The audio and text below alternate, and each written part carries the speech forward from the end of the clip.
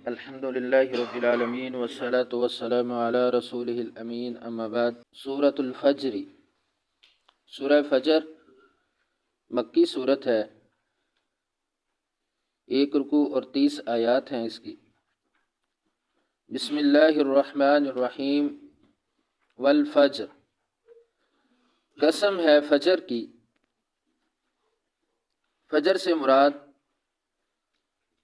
صبح۔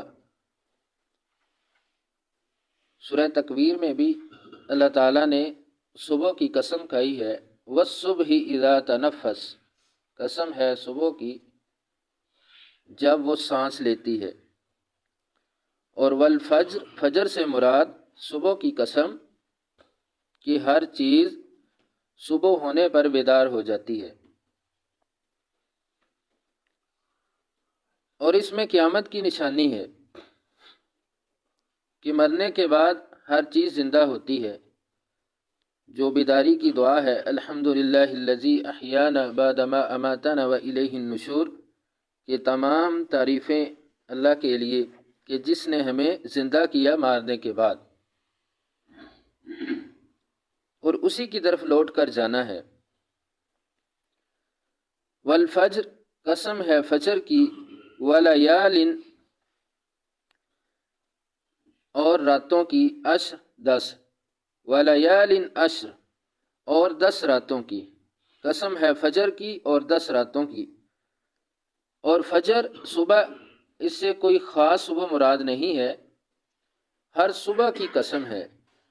اور 10 راتوں سے مراد مفسرین نے رمضان المبارک کا عشرہ اخیرہ بھی مراد لیا ہے، آخری عشرہ، اور ذوالحجہ کا پہلا عشرہ وہ بھی مراد ہے کہ اس کی 10 راتیں، کیونکہ ذوالحجہ کا پہلا عشرہ بھی اپنی فضیلت رکھتا ہے، حج، قربانی جیسے اعمال اس عشرے میں کیے جاتے ہیں، اور رمضان المبارک کا آخری عشرہ بھی اعتکاف، لیلۃ القدر، قیام سیام کے اعتبار سے وہ بھی اپنی فضیلت رکھتا ہے۔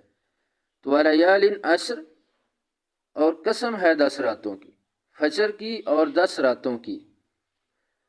اور یہ 10 راتیں، اس سے کوئی خاص 10 راتیں نہیں بیان کی گئیں، ان سے مراد کہ چاند کی اعتبار سے پہلا عشرہ چاند بڑھتا ہے، آخری عشرہ چاند گھٹتا ہے، اور درمیان والا عشرہ عروج و زوال ہے۔ تو اس سے قیامت کی نشاندہی ہوتی ہے کہ ہر چیز میں عروج و زوال ہے، بڑھتی جائے گی، ہر چیز بڑھتی جائے گی، ایک دن ختم ہو جائے گی۔ تو یہ عام حکم میں بھی 10 راتیں ہیں کہ ہر عشرہ اس سے بھی مراد ہے۔ والشفع، اور جفت، والوتر، اور طاق۔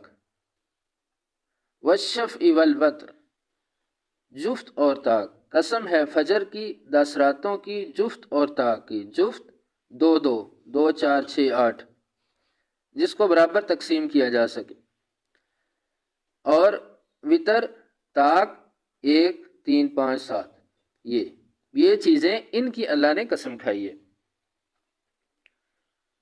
واللیل، اور رات کی، اذا یسر، جب وہ چلتی ہے۔ واللیل اذا یسر، اور رات کی جب وہ چلتی ہے۔ واللیل اذ ادبر، سورہ مدثر، کہ رات جب وہ جانے لگتی ہے، اور رات کی قسم جب وہ چلتی ہے، یعنی صبح چڑھتی ہے رات ختم ہوتی ہے، تو ہر چیز بیدار ہو جاتی ہے۔ تو اس میں بھی اللہ تعالیٰ کی قیامت کی نشانی ہے، نشاندہی کی گئی، اور بہت بڑی نشانی ہے۔ کس کے لیے؟ کہ حل کیا، فی ذالک، اس میں، قسم، بڑی قسم ہے، لذی حجر، عقل والوں کے لیے۔ حل فی ذالک قسم لذی حجر، اس میں بڑی قسم ہے، یا اس میں عقل والوں کے لیے بہت بڑی قسم ہے۔ یہ مذکورہ قسمیں جو اللہ تعالیٰ نے قسمیں کھائیں، اس سے کسی بھی نشانی کی طرف اشارہ ہے یا کسی دلیل کے طور پہ اللہ تعالیٰ کی قسمیں ہیں، تو یہاں پر اللہ تعالیٰ کا یہ قسمیں کھانا، اس سے بندوں کو کیا سمجھایا گیا، کیا بھاور کروایا گیا کہ یہ قسمیں کیوں کھائی گئی ہیں؟ یہ اس لیے کہ عقل والے یہ سمجھیں، یہ غور و فکر کریں کہ یہ زبردست جو تغیرات ہیں اس نظام کے اندر، جو بڑی بڑی تبدیلیاں ہیں، رات جاتی ہے، دن آتا ہے، دن کے بعد رات، سورج، چاند، ستارے اور ہر چیز، اس میں جو اتنی زبردست تبدیلی ہوتی ہے، یہ ایک مالک ہے، ایک خالق ہے، ایک پروردگار ہے جو یہ سارا کچھ کرتا ہے۔ تو پھر عالم آخرت کو قائم کرنا اس کے لیے کیا مشکل ہے؟ اگر وہ اتنی بڑی بڑی تبدیلیاں کر سکتا ہے تو وہ قیامت کو بھی قائم کرے گا، جزا سزا کا بھی معاملہ ہوگا۔ کیونکہ اس کے بعد والی آیات یہ بات واضح کرتی ہیں کہ اللہ تبارک و تعالیٰ نے یہ قسمیں کیوں کھائی ہیں۔ حل فی ذلک قسم لذی حجر، یقیناً اس میں عقل والوں کے لیے بڑی قسم ہے۔ حجر عقل والے، حجر یحجر کا معنی ہوتا ہے منع کرنا، روکنا، اور حجر عقل والے یعنی عقل بندے کو غلط چیز سے روکتی ہے، اس لیے حجر بولا گیا۔ علم کیا نہیں تارا تو نے دیکھا، علم تارا کیا نہیں تو نے دیکھا، کیف کیسے، فعلا کیا ربو کا تیرے رب نے، بعاد قوم عاد کے ساتھ۔ علم تارا کیف فعل ربو کا بعاد، کیا نہیں تو نے دیکھا کہ کیسے قوم عاد کے ساتھ اللہ نے کیا۔ قوم عاد یہ بڑی قد و قامت والی ایک قوم تھی اور بڑی طاقتور قوم تھی۔ ارم